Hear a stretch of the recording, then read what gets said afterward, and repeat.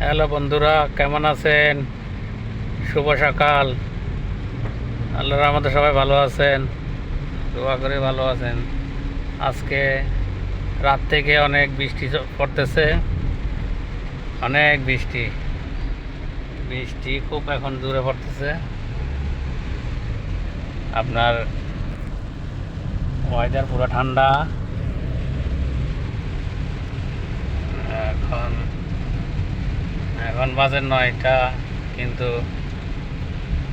যে বৃষ্টি মনে হচ্ছে যে সন্ধ্যা।